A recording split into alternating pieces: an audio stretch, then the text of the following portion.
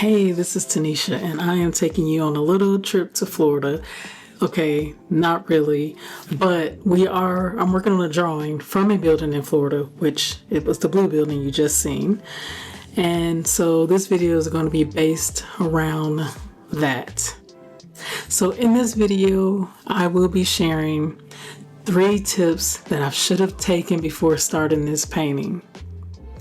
But first, let me go ahead and explain why I didn't follow pretty much all the steps I would typically follow. And that's because I have been testing out some watercolor paper, and my goal here was not to really make a full painting. It was just, let's do something to test this paper to see if I like it, because I do plan on making my own sketchbooks, and I look forward to sharing that on this channel. So the reason why I was making this sketch was for the watercolor paper. Here's another problem. I do apologize for the blurry sections at the beginning of this video. I was using a new stand and my camera kept trying to focus, and I forgot to fix it so it wouldn't keep trying to focus. So hopefully in the future I won't forget. But anyways, here just showing you kind of I showed you the pencil drawing and me putting the pen on. So this is going to be a 3-part series video. So there's 2 things to this video. This is going to be a 3-part series, and then this first video I'm sharing the 3 steps I should have taken ahead of time. But let's get started with the 3-part series. So this first part is me drawing this building using a ruler. So one of the things that I'm doing is I'm just testing different methods and seeing which one I like. And I already know I usually don't use the ruler version.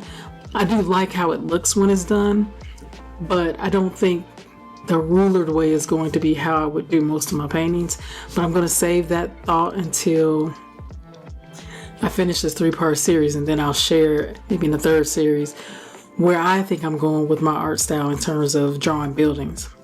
So again, this first one is ruler based. Of course, when I go over it with pen, it's not with a ruler, so it gets a little bit less rulery, but it's still very rulery. I made that word up. That's something I do all the time. But yeah, so I really want to test this out and see what I thought. But anyways, I think it's good now to go ahead and let's get into the first tip.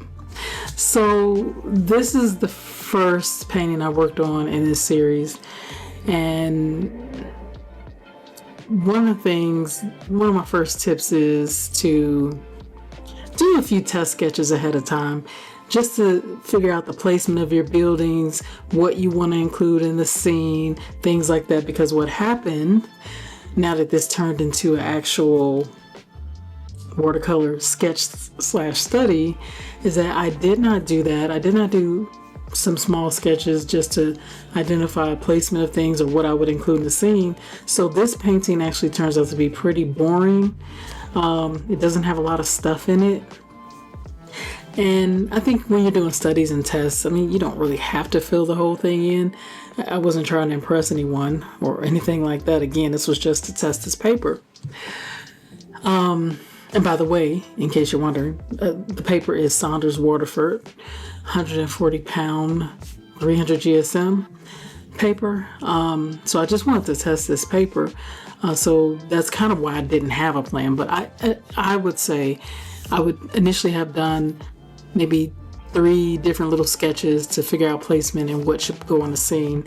Because what I should have done here, I should have had either something going on inside of this restaurant, or I should have put some things outside of the restaurant just to give it a little more life.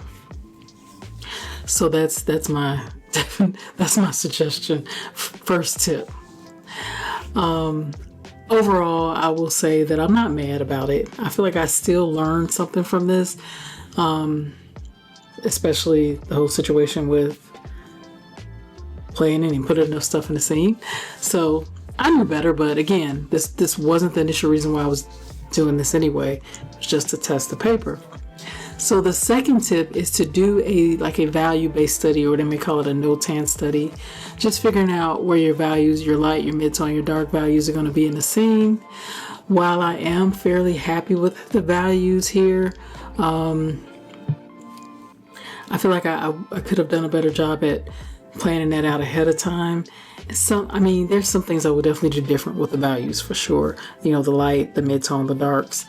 And it's something you definitely want in your painting so it doesn't look really flat. But yeah, that's something I would have done. But overall, I really like how it came out. So tip number 3 is you want to decide how you're going to tackle these letters, because in watercolor, you can really only go light to dark, and it's hard to go over. If you make something too dark in watercolor, it's hard to go over it. And so I really struggle with those letters, and I did decide to use gouache because it's an opaque medium. So I decided to go ahead and use that because I knew it could go over any color, and it worked out well. And I think for me, that's something I'm going to plan to do in the future, because it would have been a lot easier to paint around those letters if I had just planned to do it in gouache, and then I could have just went over the letters and not worried about can a watercolor go over it later. So that's something, this is kind of an unusual tip, but it's just part of the planning process. The only other thing I would have done differently is when I made this decision to use gouache is I would have liked to have had a similar yellow. So I didn't have a similar yellow to the watercolor paint that I used at the bottom of this building, but I think it doesn't look too much different. So I tried to pick one that was kind of close, and I feel like it worked out. So as you can see in the sketch right now, I am painting a building off to the side. I'm just thinking like, oh, this is just like flat. There's nothing there. I should have put some flowers or something. But honestly, my test in terms of using a ruler, I feel like this was good enough for it. It told me a lot. I love the ruler. Is nice.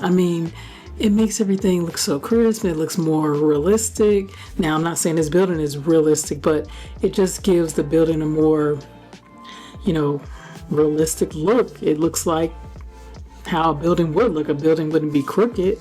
And that's kind of something that you'll see in part 2 of the series when I draw without the ruler.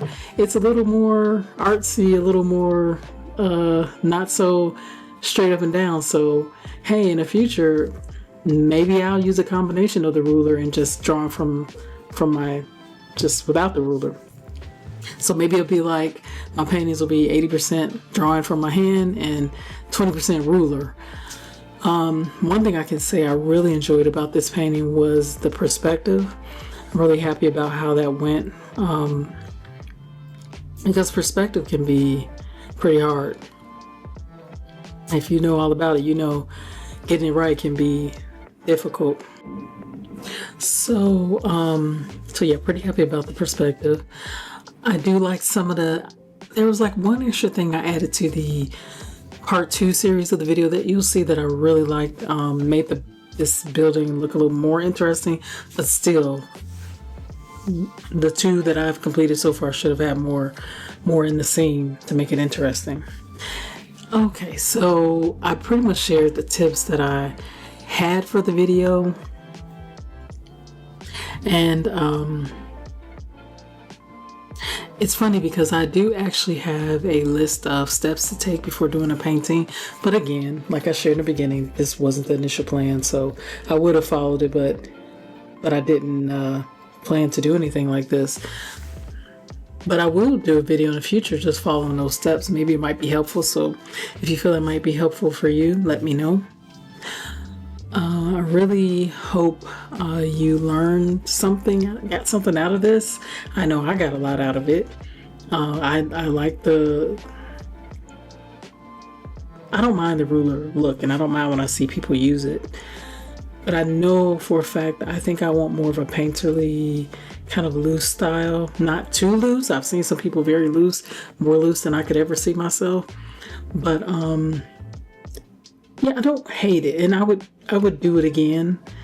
Maybe I'll just vary it. I mean, maybe, I won't stick to just one way. I might do ruler sometimes and not do it. It's our art. We can do whatever we want with it. So anyways, I really hope you enjoy this sketch.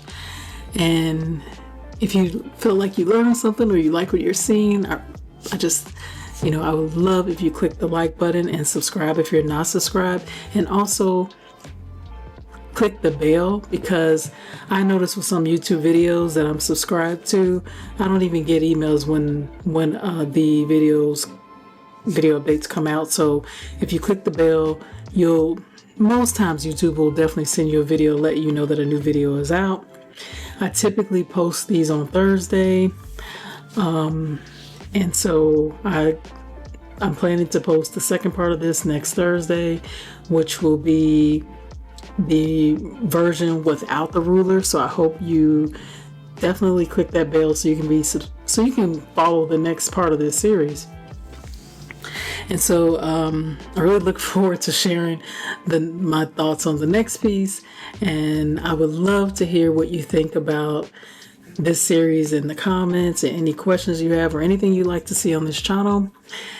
And with that being said, I'm going to let you watch the rest of the process. Talk to you soon.